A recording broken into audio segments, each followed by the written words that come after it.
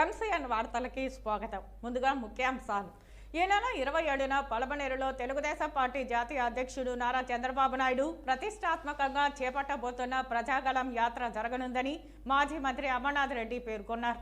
పలమనేరు నియోజకవర్గం గంగవరం మండలం కళ్ళుపల్లి వద్ద రోడ్డు ప్రమాదం జరిగింది. గంగాధర నెల్లూరు మండలం పాచిగుంటలో దళితుని మృతదేహం డోర్ డెలివరీ చేశారు. నిందితులను అరెస్టు చేయాలని చిత్తూరు 1వ పట్టణ పోలీస్ స్టేషన్ వద్ద కుటుంబ సభ్యులు ఆందోళన చేపట్టారు.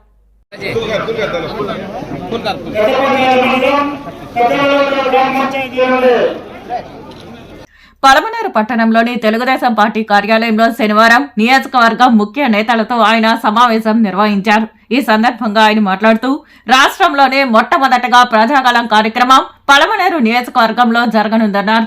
ఈ కార్యక్రమం పలమనేరు నియోజకవర్గ ప్రజలకు ఓ సువర్ణ అవకాశంగా ఆయన అభివర్ణించారు. కాబట్టి ఈ కార్యక్రమాన్ని ప్రతి ఒక్కరూ సద్వినియోగం చేసుకుని విజయవంతం చేయాలని ఆయన కోరారు.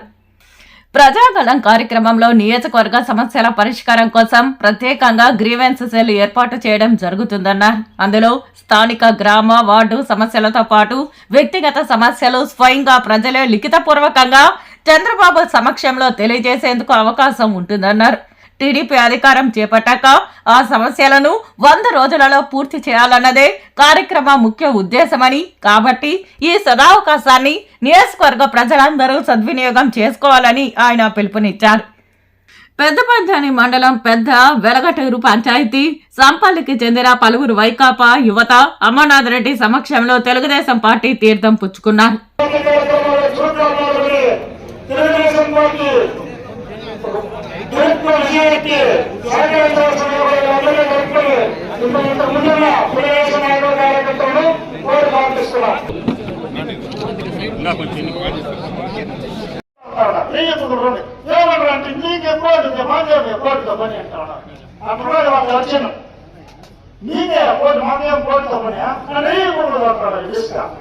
ఆ ఒత్తిడి ఉంటుంది కాబట్టి మీరందరూ కూడా ఇవన్నీ కూడా దృష్టిలో పెట్టుకోవాలా.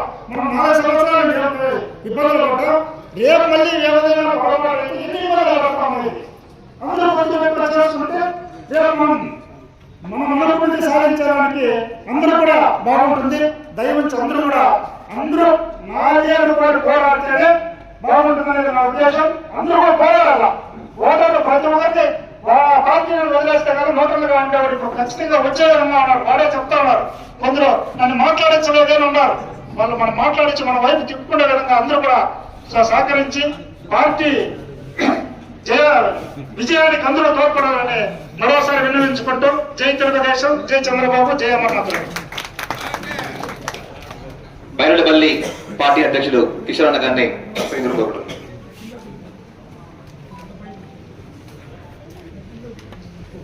సభకు నమస్కారం. ఈరోజు ఈ కార్యక్రమానికి అధ్యక్షత వహించిన మన ప్రీతం నాయకులు అమరన్న గారికి, అదేవిధంగా వేదిక పైన అన్ని పార్టీ అధ్యక్షులు, జనసేన పార్టీ సోదరులు, అదేవిధంగా యూనిట్ క్లస్టరు ముఖ్యమైన నాయకులు, అన్ని మండలాలకు సంబంధించి పత్రికా విలేకరులకు అందరికీ పేరు పేరున నమస్కారాలు తెలియజేసుకుంటూ ఎప్పుడెప్పుడా అని ఎదురు చూస్తున్న ఎన్నికల సమయం ఆసనమైంది. ఆ రోజు 2019లో రకరకాల కారణాలతో మనం ఆ రోజు ఓటమి చెందడం జరిగింది. కారణాలు ఏమైనా కావచ్చు. ఆ రోజు ఒక ఛాన్సా ఇంకోట కూడా రకరకాల కారణాలతో దాదాపు 32,000 ఓట్లతో ఆ రోజు మనం ఓటమి జరిగింది. 2024లో అమరావతి గెలుపుని ఎవరు అయితే అడ్డుకోలేరు.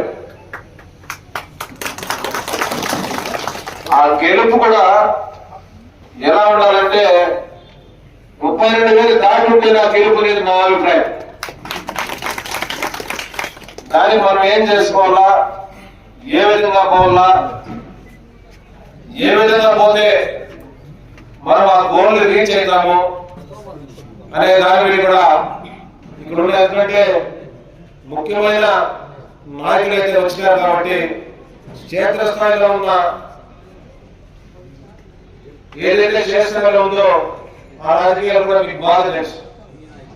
దానికి ఏ విధంగా మనం ఫుల్ఫిల్ చేసుకుని పోతే మనం ఆ గోల్ రీచ్ చేద్దాం అనేది కూడా ఒకసారి దాని మీద మీరు దృష్టి పెట్టాలి. ఇకపోతే అన్ని విషయాల్లో కూడా వాళ్ళకి తగ్గైతే లేదు. మనం మొదటి కార్యక్రమం మొదట ఈ నియోజకవర్గంలో మీకేమి ఇచ్చానో అవి కంప్లీట్ చేసి పూర్తి చేయమని చెప్పి నేను అధికారులు వెనకబడగలను, ముఖ్యమంత్రి కూడా వెనకబడి వాటిని కంప్లీట్ చేయడానికి మాకు అవకాశం దొరుకుతుంది. కాబట్టి దీన్ని మీరు బ్రహ్మాండంగా ఉపయోగించుకోమని చెప్పి నేను ఈ సందర్భంగా మిమ్మల్ని కోరుకుంటున్నా. ఒకటి, ముఖ్యంగా పట్టణంలో ఈ రోజు మనకు అర్బన్ ఏరియా ఇక్కడ టౌన్ లో ఉంది. ఈ అర్బన్ ఏరియాలో నేను తిరిగినప్పుడు చాలా చోట్ల మనకు అర్బన్ హౌసింగ్ సంబంధించి కానీ గత ప్రభుత్వంలో మనం ఇండిచ్చినటువంటి పేమెంట్లు పెండింగ్ కానీ ఏదైతే మనం అర్బన్ హౌసింగ్ చేశామో, టిట్కో ఇండ్లు చేశామో, ఆ టిట్కో ఇండ్లకు సంబంధించి మొత్తం ఏదైతే ఆ టిట్కో ఇండ్లు ఆగిపోయినాయో దానికి సంబంధించి కానీ అర్బన్ లో ఇక్కడ పట్టాలు లేనటువంటి వాళ్ళు చాలా మంది ఉన్నారు. హౌస్ సైడ్ పట్టాస్ లేవు. ఈ హౌస్ సైడ్ పట్టాస్ ఎవరికి కావాలనుకుంటే ఈ రోజు కానీ మనం రాసి దాంట్లో వేయగలిగితే ఆ హౌస్ సైడ్ పట్టాస్ కూడా మొత్తం ఒకసారిగా కూడా కొన్ని ప్రభుత్వం ఇచ్చేదానికి రేపు మనకు అవకాశం ఉంటుంది. ఇవన్నీ కూడా మనం కరెక్ట్ గా వాడుకోవాలా. అదేవిధంగా రూరల్ ఏరియాస్ లో గత ప్రభుత్వంలో మన చాలా పనులు శాంక్షన్ చేసి అవన్నీ కూడా ఆగిపోయాయి. ఈఏపీ రోడ్లు ఉన్నాయి, అదేవిధంగా టైగల్ రిజర్వాయర్ ఉంది, ఇక్కడ డ్రింకింగ్ వాటర్ కు గంగన్ సీరస్ ఉంది, మరి మైనారిటీకి సంబంధించినటువంటి షాదీ మహల్ ఉన్నాయి, ఈద్గాహ్కు దర్గాలకు మసీదులు కావాల్సినటువంటి డబ్బులు కావాలని అడిగిన వాళ్ళు చాలా మంది ఉన్నారు. బీసీల భవన్లు అట్లే ఉన్నాయి, ఎస్సీల భవన్లు ఉన్నాయి, ఎస్టీల భవన్లు ఉన్నాయి. రైతులకు సంబంధించి ఒక మార్కెట్ కమిటీ ఏదైతే 33 ఎకరాలు ఇచ్చామో దాన్ని ఒక సపరేట్ గా ఇంటిగ్రేటెడ్ మార్కెట్ ఫెసిలిటీ చేసుకోవాలా. కోల్డ్ స్టోరేజెస్ ఆపేసిన సంబంధాలు రైతులకు సంబంధించి ఉన్నాయి. చాలా కార్యక్రమాలు ఉన్నాయి. మనకి ఏవైతే లింక్ రోడ్స్ కానీ, డ్రింకింగ్ వాటర్ కానీ, ఇంటర్ స్టేట్ రోడ్ కనెక్టివిటీ, ఇప్పుడు బైరెడ్డిపల్లిలో మనకు ఇంటర్ స్టేట్ రోడ్ కనెక్టివిటీ ఎప్పటి నుంచినో అడుగుతా ఉన్నారు, తెల్లిపట్ల నుంచి ఆగట్ల వరకు. అదే విధంగా మన పెద్దపట్నాల మండలంలో చిత్తూరు డైరెక్ట్ గా ఆల్రెడీ క్లియరెన్స్ ఉన్నటువంటి రోడ్లు ఉన్నాయి. ఇవన్నీ ప్రధానమైనటువంటి సమస్యలు ఏవైతే ఉన్నాయో వాటినన్నీ కూడా మన పార్టీకి సంబంధించినటువంటి వాళ్ళందరూ దానిపైన దృష్టి పెట్టి చేసే కార్యక్రమం చేసుకుంటూ ఇండివిజువల్ గా ఉండే సమస్యలు ఎవరైనా ఉంటే వాళ్ళకి మనం చెప్పే ప్రయత్నం చేయాలి. ఒక్కొక్క మండలానికి కావాలంటే ఒక ఆటో పెట్టమన్నా ఖచ్చితంగా కూడా ఒక ఆటో పెట్టి రికార్డ్ చేసి అన్ని గ్రామాలకు ఇచ్చే ప్రయత్నం కూడా రేపటి నుంచి చేద్దాం. దానికి ఆ మండల పార్టీ ప్రెసిడెంట్లకు బాధ్యత తీసుకుని దీనికి సంబంధించినవన్నీ రికార్డ్ చేసి ఇట్లా ఆయన ప్రోగ్రామ్ వస్తా ఉన్నారు, మీరందరూ కూడా రావాలని చెప్పినటువంటి కార్యక్రమాన్ని ఒక పక్క తీసుకుంటూనే ఆ కార్యక్రమాన్ని విజయవంతం చేయడానికి ఈ రోజు మన నియోజకవర్గంలో పార్టీ కమిటీ ఉన్నాయి. జిల్లా రాష్ట్ర కమిటీ నుంచి జిల్లా కమిటీ, నియోజకవర్గ కమిటీ, అదేవిధంగా మండల కమిటీ, అదేవిధంగా గ్రామ కమిటీలు ఉన్నాయి.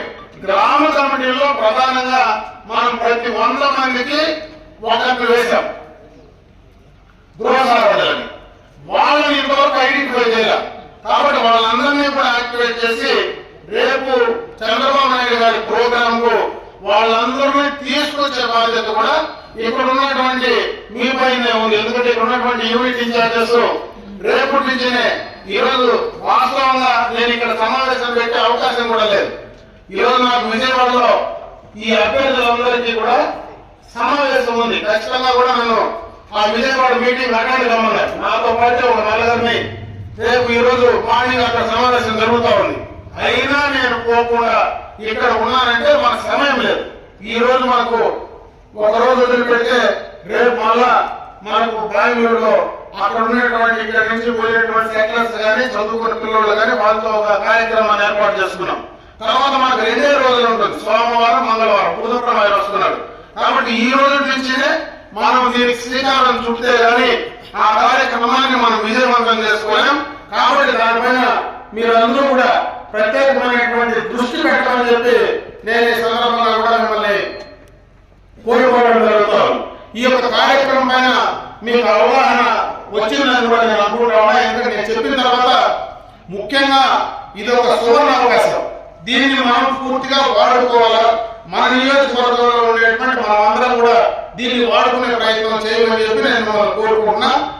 ముఖ్యంగా సమస్యలు ఏవైతే ఉన్నాయో వాళ్ళని తీసుకొచ్చే వాళ్ళకి చెప్పి వాళ్ళని ఇట్లా పలానా చంద్రబాబు నాయుడు గారు వస్తా ఉన్నారు, వాళ్ళు ఖచ్చితంగా అధికారం వచ్చిన తర్వాత మొట్టమొదటిగా ఈ కార్యక్రమాన్ని మీరు చేస్తారు కాబట్టి మీరు వచ్చి అవి రాతపూర్వకంగా కూడా మీరు తెచ్చి ఆ బాక్స్ లో వేయమని చెప్పి అందరినీ కూడా చెప్పే ప్రయత్నం చేయమని చెప్పి నేను సందర్భంగా కూడా మిమ్మల్ని కోరుకుంటున్నాను. ఆ ఒక ప్రతిష్టాత్మకంగా తీసుకొని దాన్ని విజయవంతం చేయడానికి ఖచ్చితంగా కూడా మీరు ప్రయత్నం చేయమని చెప్పి నేను మిమ్మల్ని అందరినీ కూడా మనస్ఫూర్తిగా కోరుకుంటూ ఈ యొక్క కార్యక్రమం ఏదైతే మనం శంఖారావం కార్యక్రమం చేస్తున్నామో దాన్ని కూడా దృష్టి పెట్టి ఆ 2 కార్యక్రమాలు అది కూడా ఆకుండా దాన్ని కూడా కంప్లీట్ చేయండి. ఇది మరి మన చంద్రబాబు నాయుడు గారి ప్రోగ్రాం దాదాపు 2 గంటలు ఇక్కడ ఉంటాయి. ఒక 45 నిమిషాలు మాత్రమే ఆయన స్పీచ్ ఉంటుంది, తర్వాత ఇంటరాక్షన్ కూడా ఉంటుంది. అంటే ఎవరైతే సమస్యలు అయితే వచ్చారో వాళ్ళకు డైరెక్ట్ గా మైక్ ఇచ్చి ఆ ఇంటరాక్షన్ కూడా ఉంటుంది, ఏముందని చెప్పుకోవడానికి.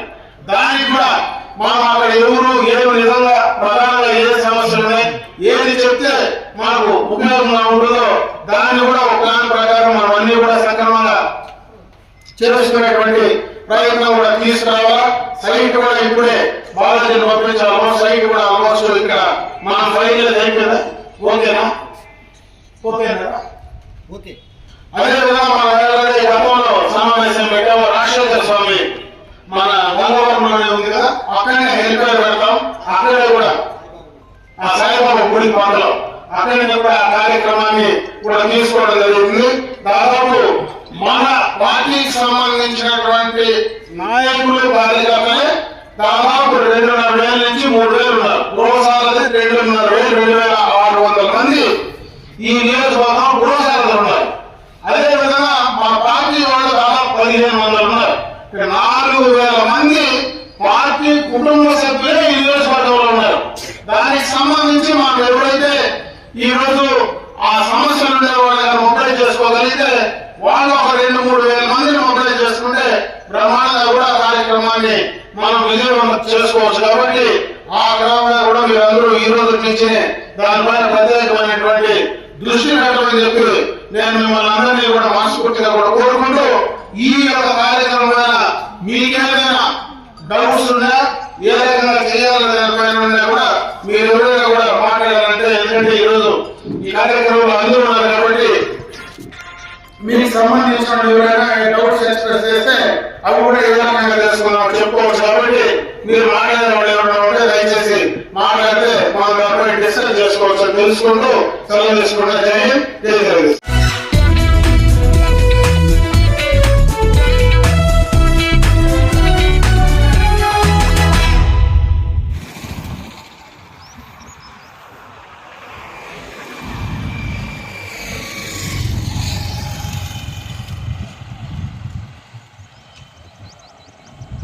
గంగవరం మండలం కళ్ళుపల్లె వద్ద రోడ్డు ప్రమాదం చోటు చేసుకుంది. బైక్ను కారు ఢీకొంది. బైక్ పై ఉన్న ముగ్గురులో ఘటనా స్థలంలోనే 35 సంవత్సరాల సామయ్య మృతి చెందాడు. మృతుడు సామయ్య తిప్పిరెడ్డిపల్లె వాస్తవ్యులుగా పోలీసులు గుర్తించారు. మరో 2 యువకుల పరిస్థితి విషమంగా ఉంది. గాయపడ్డ వారిని పలమనేరు ప్రభుత్వ ఆసుపత్రికి స్థానికులు తరలించారు.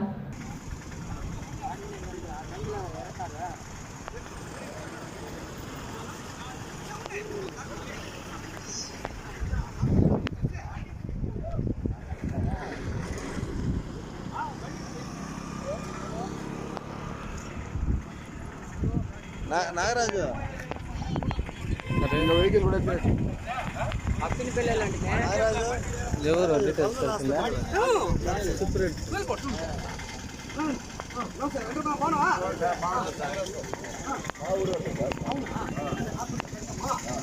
పిల్లోడు తగిలింది, కాలు పోయింది చూడు, దానికి చూపెట్టండి.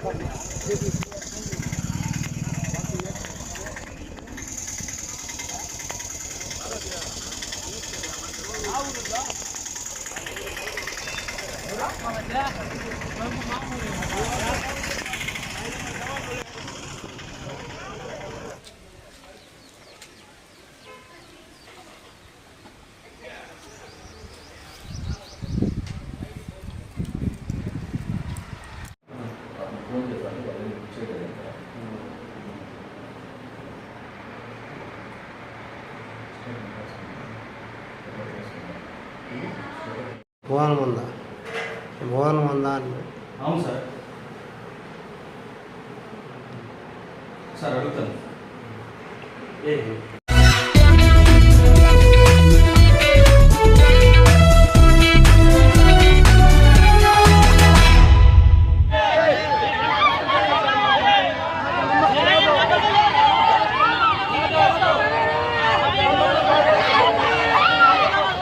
శుక్రవారం మధ్యాహ్నం చిత్తూరు ఎస్టేట్లోని గ్రానైట్ ఫ్యాక్టరీలో పని ఉందని సుధాకర్ ను యజమాని తీసుకెళ్లాడు. శుక్రవారం రాత్రి సుధాకర్ మృతదేహాన్ని ఆటోలో ఇంటికి తీసుకొచ్చి వదిలి వెళ్లాడు స్నేహితుడు. ఎందువల్ల మరణించాడని కుటుంబ సభ్యులు అడగగా ఏమీ సమాధానం ఇవ్వకుండా వెళ్లిపోయాడు. మృతదేహాన్ని డోర్ డెలివరీ చేసిన సుధాకర్ స్నేహితుడు సైతం పరారీలో ఉన్నారు. పోస్ట్ మార్టం నిమిత్తం చిత్తూరు ప్రభుత్వ ఆసుపత్రి మార్చరీలో మృతదేహం ఉంది. సుధాకర్ మృతి పట్ల పలు అనుమానాలు వ్యక్తమవుతున్నాయని కుటుంబ సభ్యులు ఆవేదన వ్యక్తం చేస్తున్నారు. నిందితులను అరెస్టు చేయాలని చిత్తూరు 1వ పట్టణ పోలీస్ స్టేషన్ వద్ద కుటుంబ సభ్యులు ఆందోళన చేపట్టారు.